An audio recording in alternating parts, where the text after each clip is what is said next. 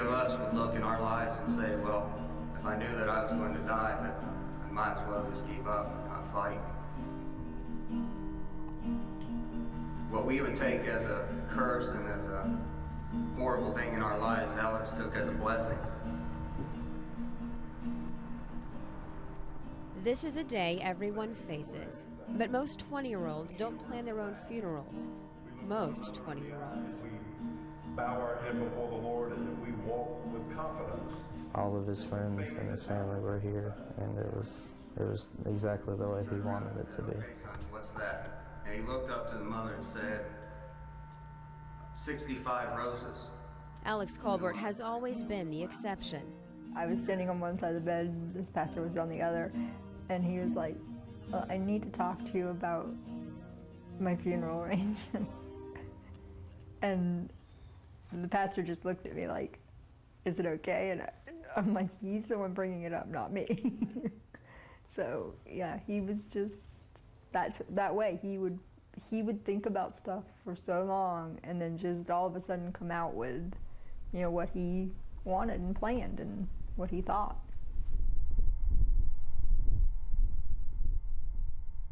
Growing up in McClenny, Don and Bob Colbert's son always faced his challenges with the same enthusiasm. He was always a funny person, and that's about the best way I could describe him. He always was able to take something bad and make humor into it. He never gave any cause. Ryan Colbert says at times his little brother seemed wiser than the rest of them. He'd go out of his way to make sure that other people were happy. Alex liked to make things as easy as possible on the people around him, even the toughest things. Long before the date was set, Alex chose the pastors and selected the songs. Even the flowers laid on his casket held a special meaning. Oh yeah, there's several 65 roses. I think a lot of people brought several 65. arrangements just right. in that theme. 65 roses, cystic fibrosis. Alex was one of 30,000 Americans with the terminal disease that causes mucus to build up and shut down the body's organs. The Colberts were never sure when Alex's illness would land him back in intensive care at Wolfson Children's Hospital, but starting 2 years ago, the trip became more frequent. It's just a day-by-day thing.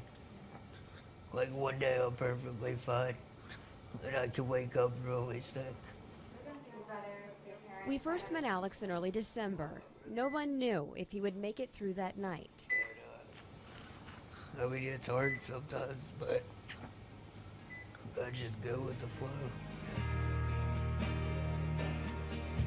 It's the kind of attitude born from experience. Here among the machines and medicine, Alex discovered his gift. He got really good at the guitar, and it became second nature for him. Every day, if he was sick, it didn't matter. He picked up that guitar and he played it, and it became a part of his life. And when he wasn't playing, he was writing, the words drawn out of his disease. Because it helps me express myself.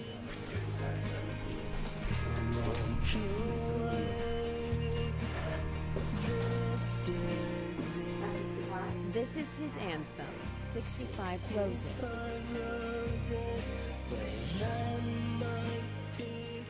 I wrote it because the story about the kid who couldn't pronounce cystic fibrosis.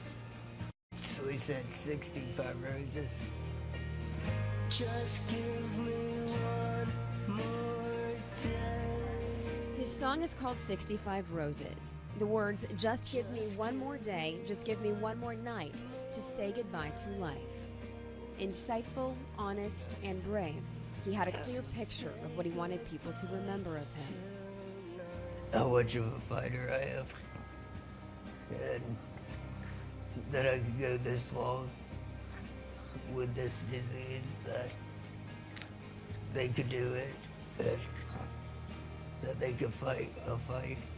He knew that it was non-curable.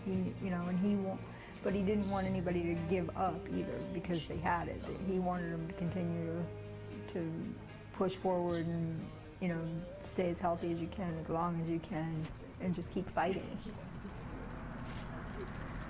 Alex fought for one more month.